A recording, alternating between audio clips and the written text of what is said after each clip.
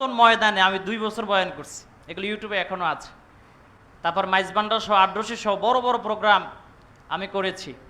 কিন্তু আসলে যখন আমি ভণ্ডদের বিরুদ্ধে, যারা মাজারে নাচ গান করে, মহিলা পুরুষ নাচানাচি করে ওরসের নামে, মাজারে সেজদা দেয়, তারপরে এই যে মহিষকে মদ খাওয়ায়া তারপরে নাচানাচি করায়, কি একটা যে পরিস্থিতি, এগুলোর বিরুদ্ধে যখন বলা বলি শুরু করলাম, তখনই আমাকে বলল ওহাবি, খারেজি, রাফিজি, যা তা বলতে লাগলো। তা আমি চিন্তা করলাম, যেখানে থাকলে ভণ্ডদের বিরুদ্ধে বললে, অপকর্মের বিরুদ্ধে বললে খারেজি, রাফিজি, ওহাবি গালি শুনতে হয়, তো এদের দলে থাইকা এদের কাজ করার দরকার নাই।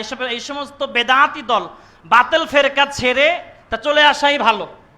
তা আমি শেষ পর্যন্ত চিন্তা করলাম যে এই শিরিক বেদাতিদের সঙ্গে যদি থাইকে আমি মারা যাই, জাহান্নাম ছাড়া আর কোনো উপায় থাকবে না। তা শেষ পর্যন্ত আমি এই আমার শায়েখকে স্মরণ করলাম যে না, এখানে আমার যাওয়া উচিত, যেহেতু মতালুন সালিহি ভাই তিনি 22 বছর ওই রাস্তায় থাকার পরে, সালিহি ভাই যেহেতু সঠিক পথে আসছে, তা আমি কেন ওই বেহক পথে, ওই বেদাতি পথে থাকবো? তা আমি শেষ পর্যন্ত আমি আমার শায়েখকে সামনে রেখে আজকে আপনাদের সকলের সামনে ওয়াদা করলাম, আর জীবনও আমি এই বেদাতি দলে যাব না। এই ফাবরবাজ, এরা চাপাবাজ, চাপার জোরে যারা জিতে বাহাসে, এদের সঙ্গে আমরা নাই। আমি আজ থেকে আমি আহলে হকের পথে ফিরে আসলাম এবং আপনাদের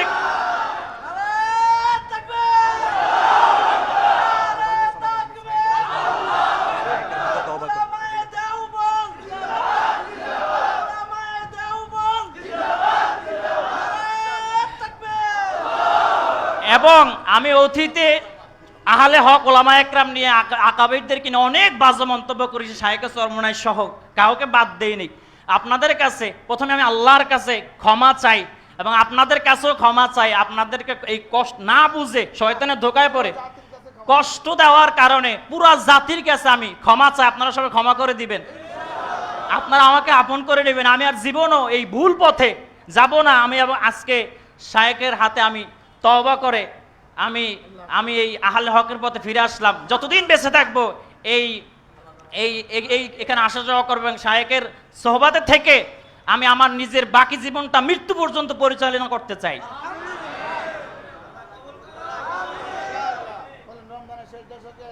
এবং রমজানের শেষ দশকে আমি এতেকাব আসবো ইনশাআল্লাহ। আল্লাহ যদি আমাকে বাঁচিয়ে রাখবেন, প্রতি মাসেই এই ইসলাহি মাহফিলে আমি আসবো ইনশাআল্লাহ। আপনারা দোয়া করবেন, আপনারা ভুল বুঝবেন না আমাকে। আমি এই যে ফিরে আসছি, আর জীবন আমি এই সমস্ত বেদাতিদের দলে আর যাব না। যারা শিরিক করে এদের কাছে আর যাব না। এবং এদের অনেক তথ্য আছে, শুধু এখানে শেষ না। এই যে মাইজবান্ডার যে আকীদা তাওহীদ আদিয়ান, এরা মাইজবান্ডারকে আলাদা একটা ধর্ম মনে করে, নাউজুবিল্লাহ পড়ে।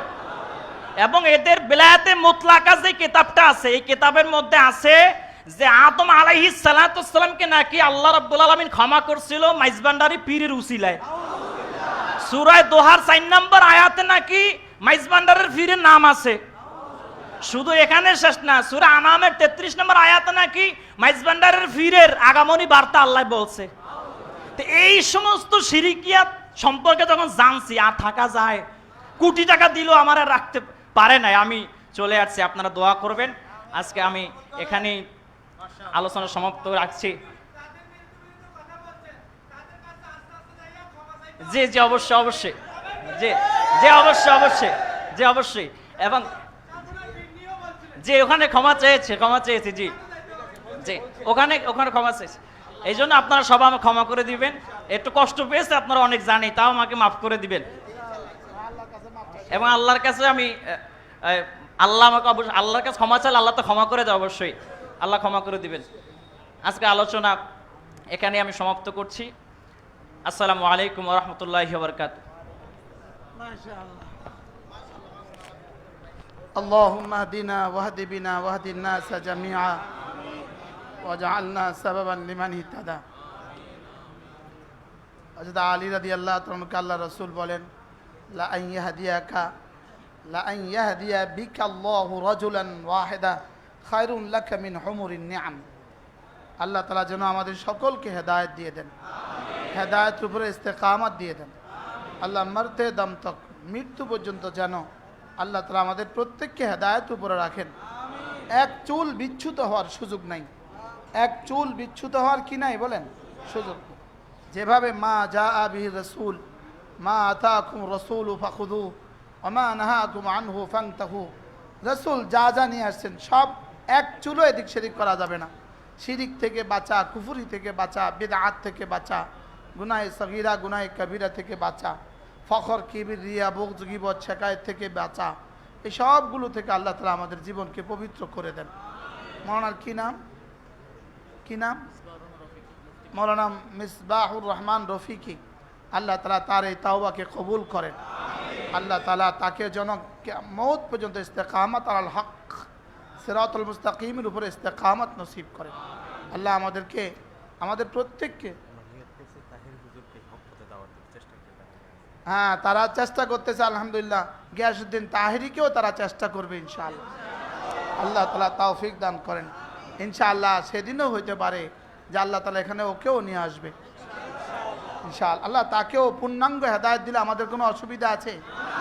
সেও যদি শতভাগ রাসূল করিম সাল্লাল্লাহু আলাইহি ওয়াসাল্লামের আশিক হয়, শতভাগ সুন্নতের উপরে উঠে, তার মুত্তাবিঈন তার অনুসারীরা শতভাগ সুন্নতের উপরে, আমাদের কোনো অসুবিধা আছে? আমরা সকলেই গালাগালি না করে গলাগলি করে জান্নাতে যেতে চাই। বলেন গালাগালি নয়, গলাগলি। বুঝলেন? গালাগালি না গলাগলি। এই যে নতুন শব্দ শিখলেন, কিছু কইলেন না তো আপনি। বলেন গালাগালি না গলাগলি। আমরা দলাদলি নয়, গলাগলি করে জান্নাতে যেতে চাই। গালাগালি নয়, দলাদলি নয়, আমরা গলাগলি করে জান্নাতে যেতে চাই। আমরা সকলেই ইনশাআল্লাহ রব যেন আমাদেরকে সিরাতুল মুস্তাকিমের উপরে ইস্তেকামত নসিব করে। হযরত ইব্রাহিম আলাইহিস সালাম আর ইসমাইল দুজনেই কি বললেন? ওয়াজআলনা উম্মাতাম মুসলিমাতান লাক, আল্লাহ আমাদেরকে না মুসলমান বানান। তো ইব্রাহিম আলাইহিস সালাম শুধু মুসলিম না, উম্মতে মুসলিমার বাবা। লেকিন ওয়াজআলনা মুসলিমাইন লাক, ওয়াজআলনা মুসলিমাইন লাক, আজীব না? ওয়াজআলনা মুসলিমাইন লাক। ইব্রাহিম আর ইসমাইল কোন মুসলমান ছিলেন না, লেকিন তারপরেও দোয়া করছেন আল্লাহ আমাদের দুজনকে মুসলিম বানান। এর তর্জমাই হলো আল্লাহ আমাদেরকে ইসলামের উপরে ইস্তেকামত নসিব করেন। ইস্তেকামত হলো এখানে তর্জমা। তো আল্লাহ তাআলা আমাদেরকেও হেদায়েতের উপরে ইস্তেকামত নসিব করেন। এক চুল যেন আমরা বিচ্যুত না হই।